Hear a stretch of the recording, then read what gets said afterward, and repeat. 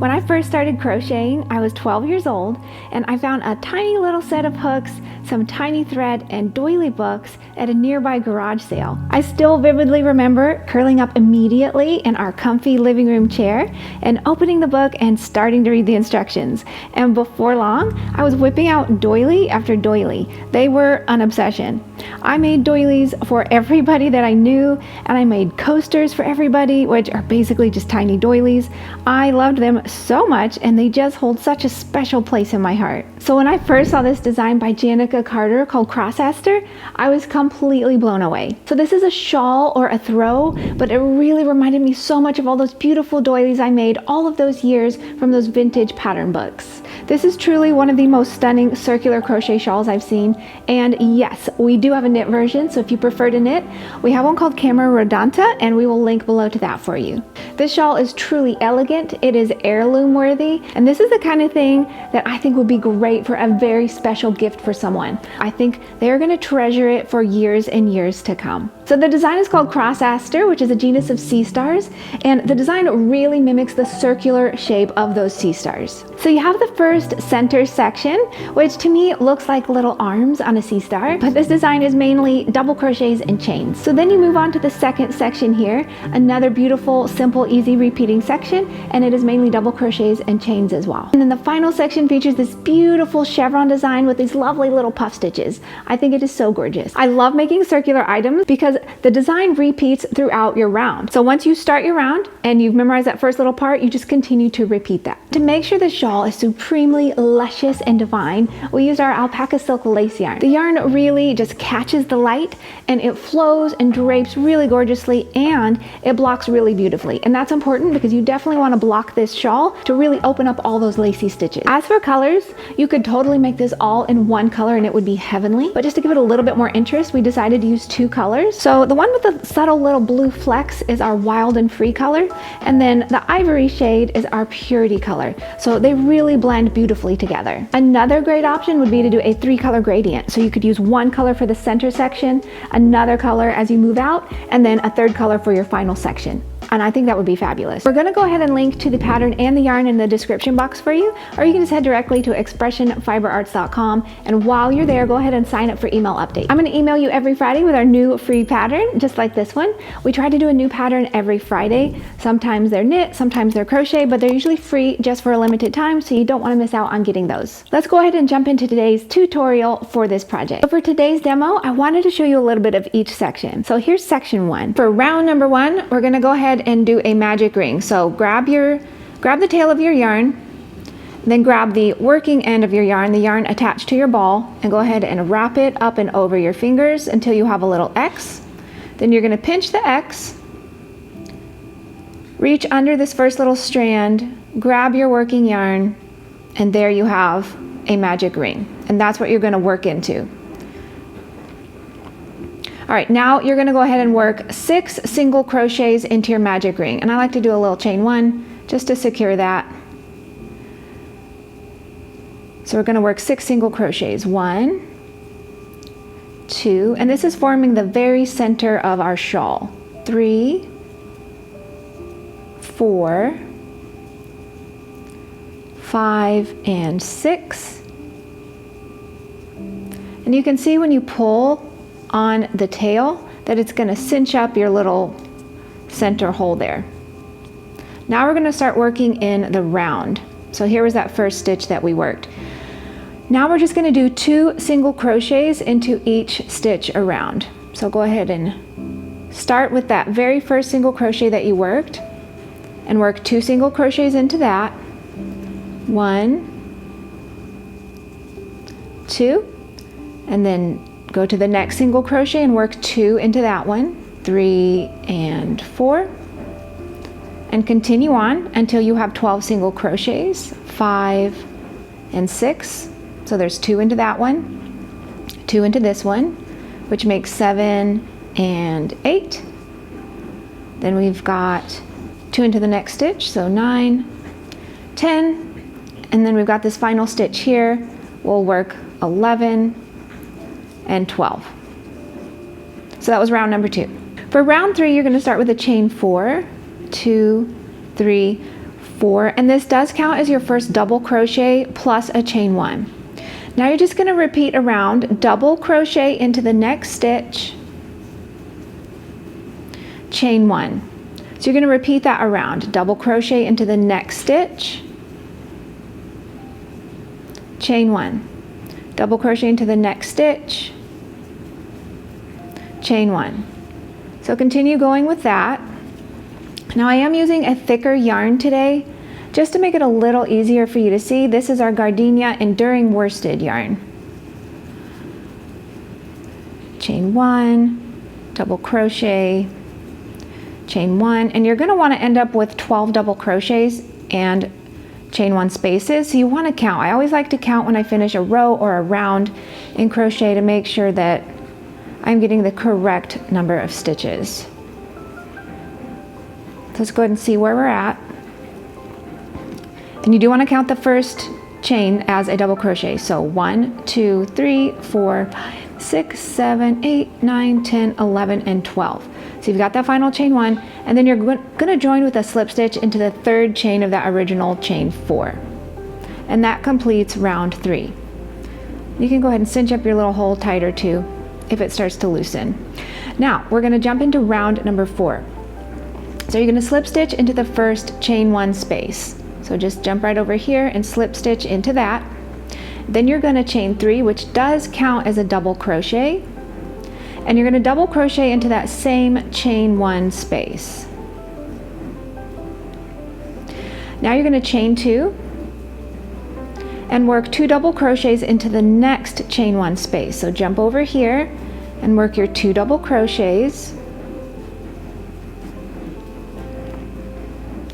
And you're going to repeat that 10 more times. So 11 times you're going to work that. Chain 2, 2 double crochets into the next chain 1 space. 1 and 2. Chain 2, 2 double crochets into the next. And just repeat that all the way around. I love patterns in the round for this very reason, because they repeat like this. Alright, I'm heading into my final one here. 2 double crochets into that final chain 1 space. Chain 2. Then you're just going to join with a slip stitch to the top of the beginning chain 3. And that completes round 4. And you want to go ahead and count. You should have 12 little clusters here. 1, 2, 3, 4, 5, 6, 7, 8, 9, 10, 11, 12. For round number 5, you're going to start with a chain 3, which does count as a double crochet. Then you're just going to double crochet into your next double crochet. Like so. Then you're going to double crochet into the next chain 2 space. Now chain 2. And you're going to double crochet into the next 2 double crochets and into the next chain 2 space. So double crochet into the next double crochet, do that again, and double crochet into the next chain 2 space. So you should have 3 double crochets there. And then chain 2, and you're going to continue repeating all the way around what we just worked. So double crochet into the next double crochet, double crochet into the next double crochet, and double crochet into the chain space. So you've got 3 clumped together there, and then you're going to have chain 2 spaces between them. So just repeat that all the way around. I actually do love this pattern so much, I was thinking about making it in like a gradient. Good idea. When you do get to the end and you've got your final little cluster there of the 3 double crochets, make sure you finish with that chain 2, and then you're just going to join with a slip stitch to the top of that beginning chain 3. And again, go ahead and count. Make sure you've still got your little, you've got 12 little clusters here of your little clumps of 3 double crochets, and then we're ready to move into round number 6. So for round number 6, you're going to slip stitch into the next double crochet, and then you're going to chain 3. So this does count as a double crochet. Now you're going to work 2 double crochets into the next double crochet. 1, 2, and then you're going to double crochet into the chain 2 space. Then you're going to chain 3, 2, 3. Now skip 1 double crochet, and you're going to double crochet into the next, so the little center double crochet there. Then you're going to work 2 double crochets into your next double crochet. 1 and 2, both into that next double crochet. Then double crochet into your chain 2 space and chain 3, 2, 3. And you're going to repeat that around, so it should look like 4 double crochets clustered together with chain 3 spaces in between. So continue repeating that around. In that center double crochet, work 1 double crochet, work 2 double crochets into the next, 1 and 2, and then 1 into the next chain 2 space, and then chain 3.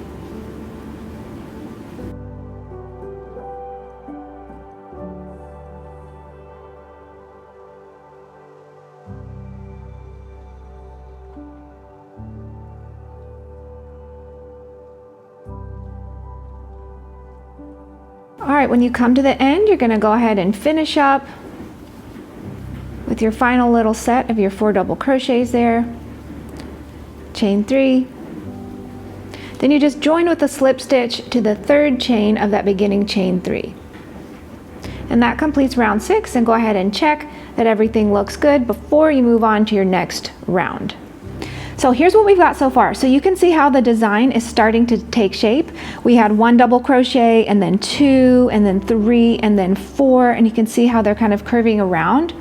So I'm going to go ahead and stop here because quite honestly the rest of the section is very similar. You're just repeating very similar rounds to these, so if you can work these, it should be really clear to follow the written instructions in the pattern for the remainder of the section. Let's go ahead and move on to section 2. So as you can see in section 2, it consists of mainly a repeating stitch pattern throughout. So it's primarily V-stitches and double V-stitches. So let me show you how to work those. To work a V-stitch, it is very simple. Into the stitch or the space indicated in the pattern, you're just going to work a double crochet, a chain 1, and a double crochet into that same stitch. So it actually forms what looks like a little V. So you can see that right there. Double crochet, chain 1, double crochet into the same stitch or space indicated in the pattern. Then to work a double V stitch, so again, into the stitch or the space indicated in the pattern, you're going to work 2 double crochets, 1, 2, a chain 1, and then 2 double crochets again into that same space or stitch that the pattern indicates.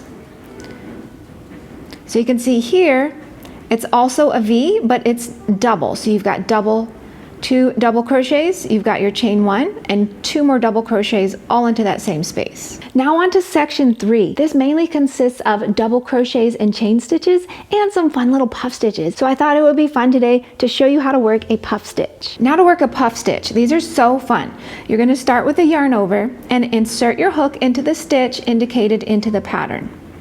Then you're going to yarn over and pull up a loop. So I like to give it a little tug, give it some height there. Then you're going to do that 4 times. So yarn over, insert your hook into that same stitch and pull up a loop. Yarn over, insert your hook into the same stitch, yarn over, pull up a loop. And we're going to do it 1 more time, so 4 times total. Yarn over, insert your hook into that same stitch, yarn over and pull up a loop. Remember, give them some height each time, give it a little tug. And then when we've done that 4 times, you're going to yarn over and pull through all of the loops on the hook. Boop, boop, boop, boop, boop. And then a chain 1 to close your puff stitch. So then you have this fun little puffy stitch. So with those techniques, I truly hope you enjoy making this design. Please do share photos if you do make it. We love seeing what you make. It makes what we do so worth it. So I'm off to go work on a new design that I'm creating for you. And I hope today that you get a chance to knit or crochet or do whatever makes your heart happy and full. Let's make today joyful. We can't control what happens to us, but we can control our reactions. Have a beautiful day, and I'm going to see you next week with another new pattern. Bye-bye.